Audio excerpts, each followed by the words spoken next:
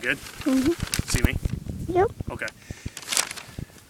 Welcome to the third episode of Beer and Stocks, live on location from an ice fishing shanty. Today, starting out with we started out last week with the beer, so this week we'll start out with the stocks and then finish up with the beer. Recapping my week's trades, good week really. Only made two trades this week. Closed out one from last week, which was the worst trade of the year, but somehow I actually managed to make money on it. Tiny, complete boredom trade. I went over that last week, but cleared that for $170, and it's amazing how the consistency of shorting these crappy stocks, how consistently easy it is to be profitable with a stock like that, even though it was a terrible setup. The good trade of the week was REDF, which is Indian ISP, terrible piece of crap wannabe Google. And that was a $700 trade, so that was actually the good trade of the week. And then the totally botched, good setup but botched trade was BLTI. They make some kind of medical laser or something, but a great day or great earnings. Good long setup, but I am terrible at longs. I cannot bear to hold a long, and this stock, I bought it late day Thursday on a Tim alert, and really should have held it because it really never did anything. It just kind of sat there in the morning, but I can't, as much as my patience is short with shorts, my patience with longs is just terrible. So what I do, I sell it for $50, and about literally 30 seconds or a minute later, it goes straight up 50 cents. So I left $500 in profit on the table because of my utter and complete lack of patience with buying stocks. But, you know, you win some, you lose some. I just kind of look at it as bad luck in that, watch your finger on the camera there, in that the setup was there, and it was just my impatience. And really, had I walked away for a minute and came back, it could have been a good trade. So I guess you win some, you lose some. 5 for 5 on the year, which is getting disconcerting. I like my 70 to 80% win rate. I do not like 100% win rate because that's where, when I start putting together 5-6 trades in a row profitable, that's when I start making mistakes. So hopefully we'll see.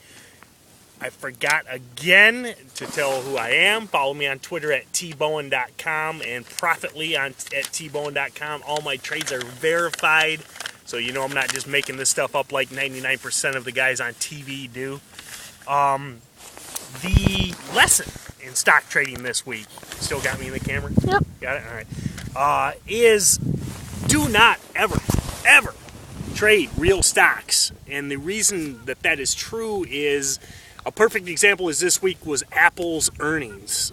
One of the biggest stories of the week was that all of these idiot bloggers beat all of the idiot analysts in predicting their earnings.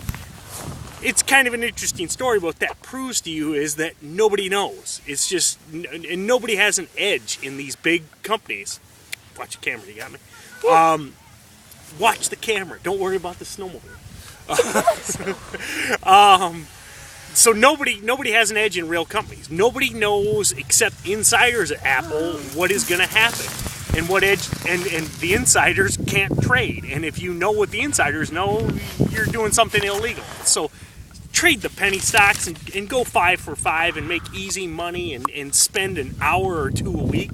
Learn from that.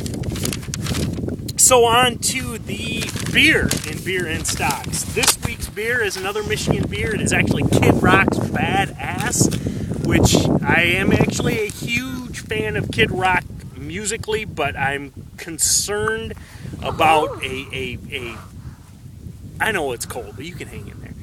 A foray into merchandising, and the beer concept sounds cool, but the very first impression I got of this beer was looking at it in the color. I mean, this could like be Perrier. It's literally water clear with a little bit of bubbles on top. So I actually brought along as a comparison a full, heavy-bodied Busch Light, because they are virtually indistinguishable in the bottle. So what I'd like to do is show that badass is probably not very badass, and see if I can prove my suspicion of it simply being rebottled Busch Light. So we'll get them both open here.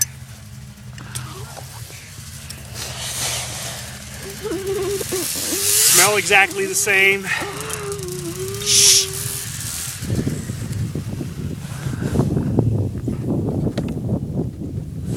You know, actually, there's a lot more flavor than I thought. I was really suspect that it was just going to be absolutely flavorless, but there is a real pronounced water flavor to it.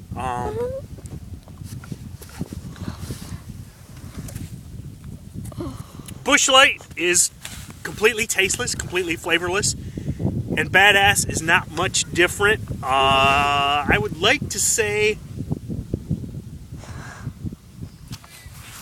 Badass is better. Okay, it's better than Busch Light, but by a micro, very small amount. You still got me in the camera? Yes. But the problem, what I'm upset with is I would hope that a beer by Kid Rock and a beer by that was called Badass would be more than just beer flavored water, and that's really all it is, and it's a blatant mass market beer that everybody would like. I mean, no one could dislike that beer. It's not good, it's not bad, but everybody could drink it and not like it. So glad to see you sold out Kid Rock and made a non-memorable and complete waste of time beer, and I look forward to your barbecue sauce and other assorted merchandising opportunities. So unfortunately my cameraman's getting a little cold and a little tired, so I'm gonna stop here, but we'll be back next week with my first guest on Beer and Stocks. See you next week.